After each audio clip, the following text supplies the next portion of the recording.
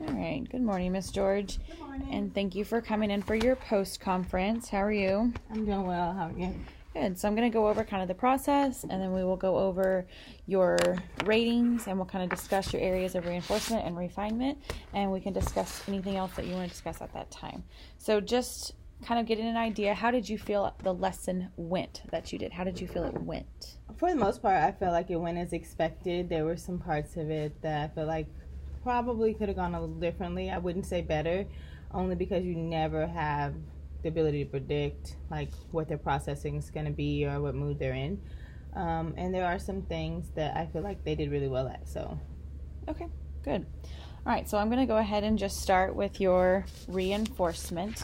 So after looking at your lessons and the post-conference ratings, I think that your reinforcement is going to be your differentiation and your instruction. I felt that you really differentiated well. You provided multiple opportunities for students to grow and try their different learning applications, and you really met them on their level. So I think just, reinforcing that throughout the year, and I think you'll excel in that. For your refinement, I picked data and assessment. We can always grow to collect data and try new things.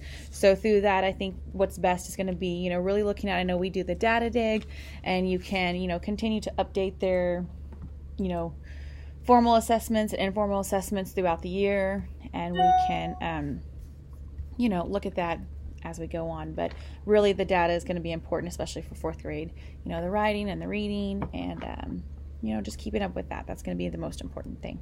So I'm going to go ahead. Any questions about your reinforcement and refinement? no. Okay.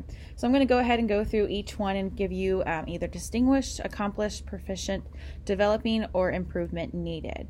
So in domain 1, it says the teacher designs clear, well-organized, sequential lessons that reflect best practice, align with standards, and are appropriate for diverse learners. I put you at accomplished. I felt the students were on task. They were, the lessons were, in order with your unit plan, and everyone was able to learn.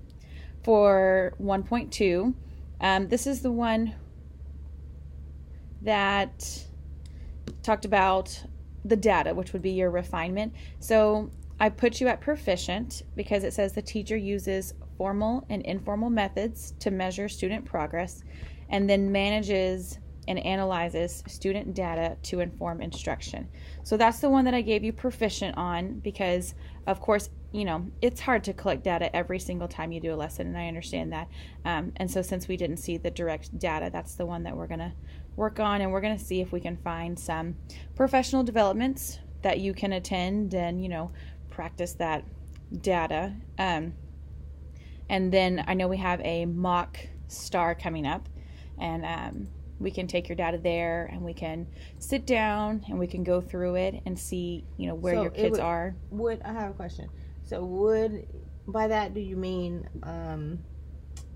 like informal assessment, like if I were to have taken more anecdotal notes, does it not count that while I was sitting at the computer that I gave them feedback on what they were submitting to me? Like we have a conversation on the side of all of their projects or their submissions, or even the responses that they gave on the Padlet.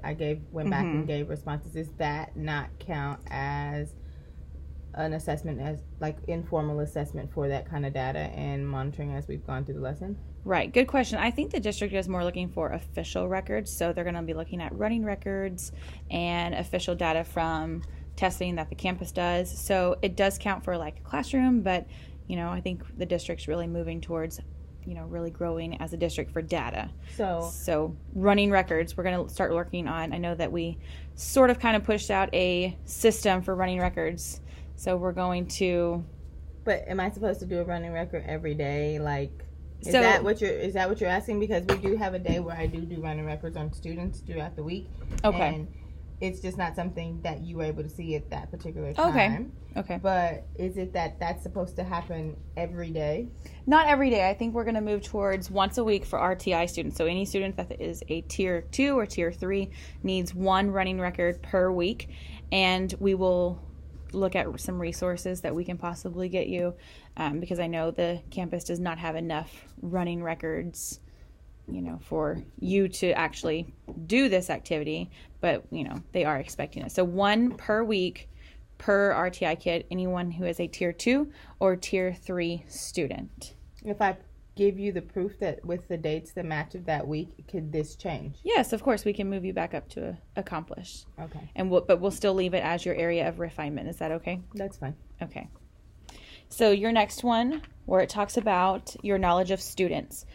Through the knowledge of students and proven practices, the teacher ensures high levels of learning, social, emotional development, and achievement for all students.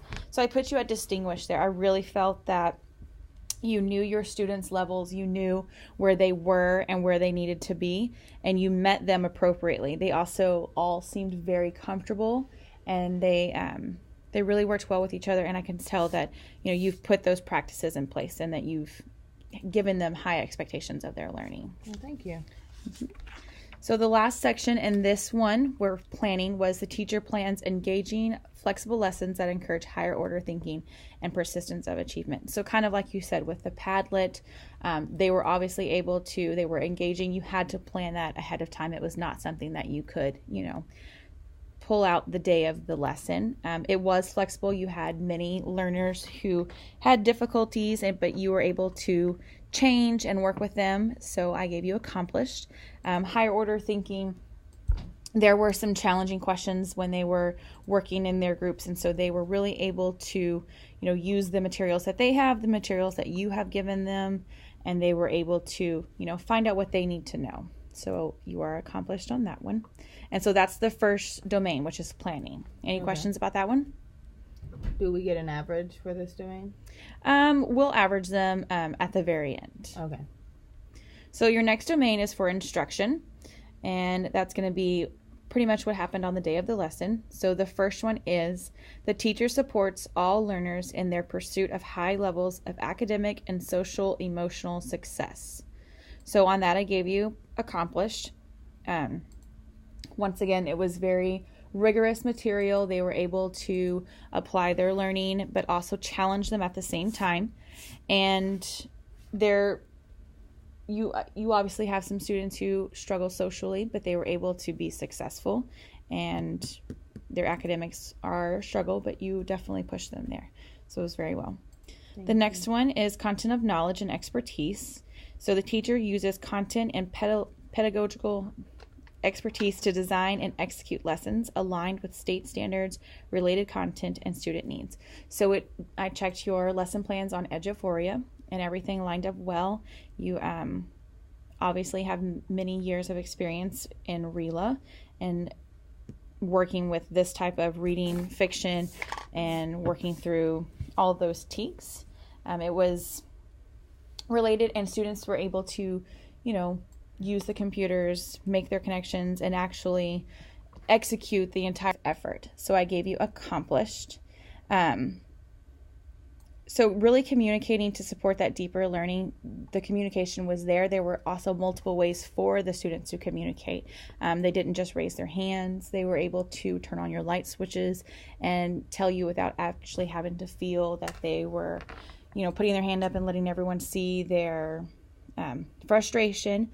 So the communication was definitely there, and they had multiple opportunities with their hand signals. So your light switches, the hand signals, your small group tables. They were also, working with each other, asking questions. They weren't just relying on you only. They built that community. So accomplished there. Mm-hmm. The differentiation, this is where your reinforcement went, which was really well. So it's going to be the teacher differentiates instruction, aligning methods and techniques to diverse student needs. So with your diverse class of learners, they were able to meet on their level. You had very high students who were working on the Chromebooks at additional activities for menus. Mm-hmm. You had students who were working in small groups with you, and you had other students who were working at their own speed based on what they needed. And I gave you distinguished on that one. And that once again goes back to your reinforcement. It was your strength. It was very obvious that everyone is met where they need to be met. And even when you were in small groups, you were working on their instructional levels, but they were still introduced to the fourth grade TEKs as a whole group. So you really met them where they were, which was excellent. Thank you. Mm-hmm. Your next one, for monitor and adjust. The teacher formally and informally collects analyzes, and uses student progress data and makes needed lesson adjustments. So it kind of touches back on your refinement, but the only thing different here is going to be that I did see you collect the data. I did see you change the lesson, to meet their needs when you were in small groups. But I think the district is just really pushing for that official data that can be, not so informal, more formal. Mm-hmm. So on that one, you did receive accomplished. Okay. Moving on to domain 3, which is the learning environment. And your classroom is set up very well. Like you said, you had flexible seating. You have many options for them to pick what's best for their learning on that day. They're not assigned a specific spot that they feel that they're, grounded to one area. So the environment was very engaging. It was very comforting, and I can tell they were comfortable. Okay. So for the first one, it has routines and procedures. The teacher organizes a safe, accessible, and efficient classroom. So you have I gave you accomplished. I noticed you had your morning slide up that gave the students an idea of what the day was expecting, what they were going to do, what they needed, if there were any upcoming events for the day, which was really good for the students to be able to see what they're expecting for the day. It was clear that they knew what to do with the light switches, the hand signals, the way groups were moving through your stations. They knew where they were going. So the procedures were definitely in place. It was safe and it was efficient for everyone in the classroom. It was not it was not out of control. It was not chaos. It was very controlled. So really good job on the classroom environment. It meets well with your classroom. And I think it helps the learners that you have grow because they have those options to change and they don't feel grounded in one specific area. Mm-hmm. Dimension 3.2, which is going to be your student behavior. I know you had some difficulties with some students. You have some that received support. Mm-hmm. You have some who did not want to participate in the lesson. And we talked about that in your pre-conference. We expected that because some of them, are not on level and they're struggling, and that's kind of embarrassing at this point in their age. So that one talks about the teacher establishes, communicates, and maintains clear expectations for student behavior. You had the expectations there. They knew what they needed to do. I realize, some did not want to participate, and that's something that we can't predict. And like you said, you can't make something go better. You can't predict how the students are going to behave. So I did give you accomplished on that, even though the students, weren't participating, but we expected that with their BIPs and IEPs. It was expected, but they did well, and they knew what to do. They just were not wanting to do it, and that's okay. Dimension 3.3 is classroom culture. It kind of goes back to the learning environment where we talked about a while ago. So the teacher leads a mutually respectful and collaborative class of actively engaged learners. I gave you accomplished. I felt that you hit that very well, not only in their conversations, listening to them and watching your conversations, but when I logged into your Padlet, as you mentioned, they were able to communicate and work together and really give important information back and forth. But they were also able to, on your Google Classroom, they were able to have a conversation digitally and not just, talking in a group. And it really helps them, grow as a learner. And it touches back into our portrait of a graduate that the district is pushing toward, a digital citizen, global citizenship, personally responsible, because they do need to know how to be responsible for the things they put on the computer, on the internet. So I thought that was really well. And that's actually one of my goals this year. Yes, which is excellent. Back to the technology and things like that. Would you be interested in doing some type of professional development over that? Because I think that would be really well, since you're definitely excelling in the differentiation, but also adding in that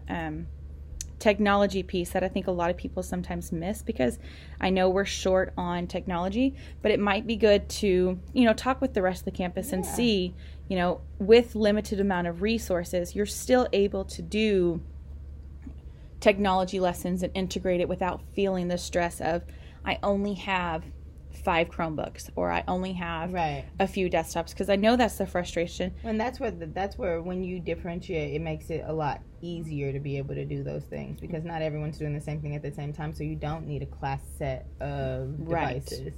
And I think that's what a lot of people miss. I think that a lot of people, including myself, sometimes think that in order to do a lesson that integrates technology, that it has to be one-to-one. And while one-to-one is great and it does have a lot of benefits, I feel that, like you said, having the kids on different areas, different things at the different times, technology is still available and can still work really well.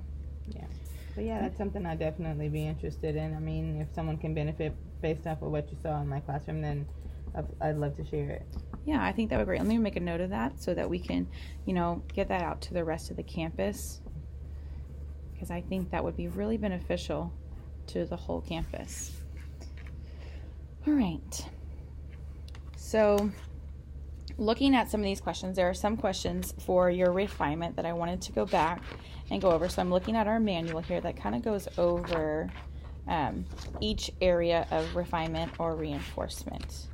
So we're going to kind of talk a little more about your refinement and what we can do to help you grow, and so that the next time you receive your, in the spring when you receive your unannounced, that you can really make sure that you're working on that and that you're hitting that. So we said that your area of refinement was in your domain 1 for data assessment and planning. So domain 1.2, data and assessment. So I'm just going to ask you a few questions about what you think that maybe we could do to kind of help you grow, and so that when the spring comes around, you're able to show that you have made adjustments to that specific area of refinement. So which assessment data was examined to inform planning? So kind of thinking, what else can we plan so that you can receive the correct data you need to put in the data dig for the district? I know we talked about mock star. Can you think of anything else we can use to put in the data dig for the students to, grow? Possibly their DRA levels. Okay. Because we do those 3 times a year. Okay. So that's a good measure of progress for them in their reading, specifically the comprehension number, okay. Not so much as their reading, because at this level of reading in 4th grade, you're not going to see much change in the level of text. Right. Because once they're reading at this level, on grade level, all other text is familiar unless it's like a content issue. Then probably... So you were saying on the DRA, not just doing the whole level of... Well, if you think about it, like we start at, what is it, a 40? Like 38, 40. 38, 40. So like 38 is where they should be. We have about, between both of the classes that I teach, maybe 50% of them come in at a 38. You have a few exclusions like dyslexia students. You have SPED students who you are given aren't on grade level, of course, with their reading, which I would say would account for between 25 and 30% of the amount. So you have this other section of kids that probably lost ground in their reading. That's the only group that you would work on getting to an on-grade level reading, like an on-grade level reading text. Everyone else, after you've worked on them, in your small group, you're introducing them to new texts and new, reading strategies. But with everyone else, it's more so making sure that they can analyze, and like we were doing with this unit, like in a fiction text specifically, can you understand what's happening with the character? Do you understand what's going on in the plot? Do you understand if one of these events was not to occur in the text, that you probably would not have a continuation of story? And that's removing the real life application piece. It's just, do you know how to read? And I feel like on the DRA, the rubric that we do at the back that measures that, it could be a little more specific. Like I put my own thoughts and I give myself notes on those to make sure that I understand if they really get it. But those numbers are more accurate representation of their growth as a reader in 4th grade than just the text level that they're at. Right. Because their fluency at that level doesn't tell you if they actually understand what they're reading and can analyze or answer those deeper meaning questions. So that would be a good indicator. We also do like periodic checkpoints. Okay. The grade level, we work together, we create these assessments. I know we created one specifically for this TEAC for the slow, because we did all have the same slow goal. We chose the same TEAC for our slow goal. Right. We created an assessment for beginning of the year, a measure for this, and then we'll take it again at the end of either the unit or probably the end of the year to see if they were able to retain that information. Okay. We do have one that we also create together, just to give them exposure to the length of text that they're going to see on STAR, and it's always related to whatever the unit. So they've already taken one on fiction, and we use that data to help guide our instruction and figure out, wait a minute, I've been teaching it like this, but they're going to see it like this, and it's not transferring. So we need to figure out how this can be presented in this way, and that's something we do as a team. Okay. We disaggregate that data, so that's why I was a little bit confused about when you said the data being a refinement. Yeah.